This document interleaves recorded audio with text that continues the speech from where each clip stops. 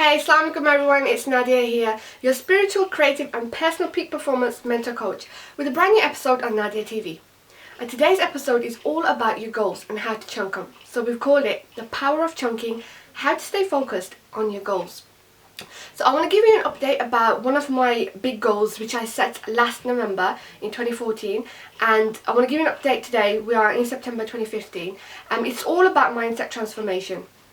And as a mindset transformation coach as well, obviously I help my clients retrain their mindset and get rid of their limiting beliefs so they can achieve all their dreams and live an awesome life full of purpose right now, inshallah.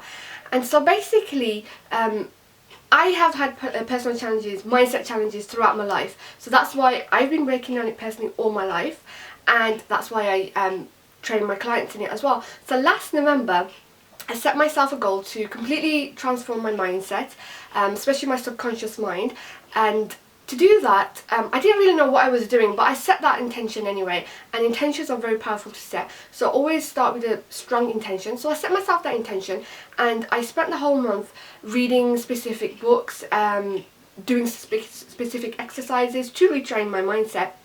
Alhamdulillah, it worked.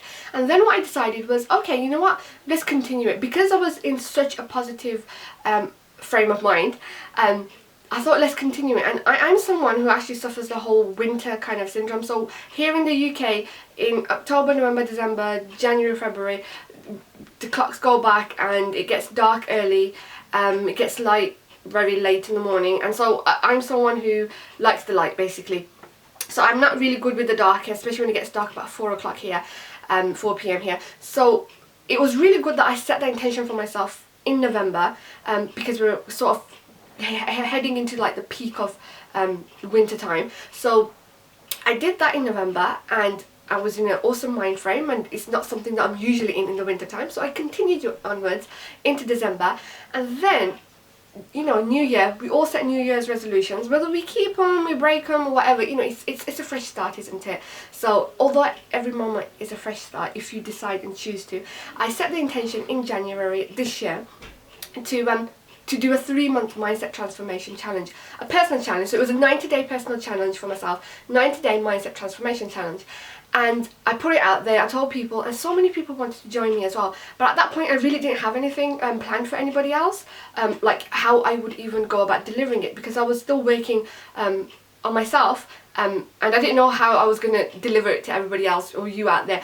But I started that, and then 2 months into it, I decided that in March also being my birthday month, I thought March I'm going to do this for everybody else out there. So from March, April, I set a 30-day challenge for everybody, and we had about over 150 people join, and it was very successful. So then what happened was in April I decided that, you know what, since this is going awesome now, I'm going to set myself the 12-month challenge. You know what, I'm just going to go for it for the whole year. So I set myself a whole 12-month challenge, and I said to myself that now I'm on this, 12-month mindset transformation challenge. But little did I know that end of April in fact, my fur baby Mano, which most of you probably already know about, if you're new to my world then you wouldn't know, and she returned to God on the 24th of April this year, and she was 17 years old. And basically me and my Manu are pretty close to each other. We have a very deep soul connection. So on the one hand I'm setting myself this intention to rewrite my mindset, rewrite my subconscious, not just think positive thoughts, actually do the exercises to be in that thought framework. But then this big thing happens for me and it completely throws me. And the thing that I learned from that was basically that it's good to set yourself a big long-term intention, and many personal development gurus out there say that, set yourselves a BHAG, which is Big Hairy Audacious Goal, because it stretches you, it makes you grow, it scares the crap out of you, and it gets you to move and to complete it. And I totally agree, because that's what I've been doing and it does work. However, what I do want to point out is that at the end of the day we are human beings and human things are going to happen. So one of the ways to really stay focused on your goals, whatever goal that is, it may be in your worship, it may be your relationship, it may be with your children's studies, work, business, personal development, spirituality, whichever area in your life that you choose to focus on, which is your goal that you're working on, set that big hairy audacious goal like I did. However, always remind yourself that you are a human being and human things are going to happen, and also to reset the intention on a monthly basis. At the start of the month, for instance, and take note of it at the end of the month, that how the month has been. Because the thing is, even though we set that goal, things will happen and it's going to throw you. Just the way it was going all okay for me, then suddenly everything just went for me at that point.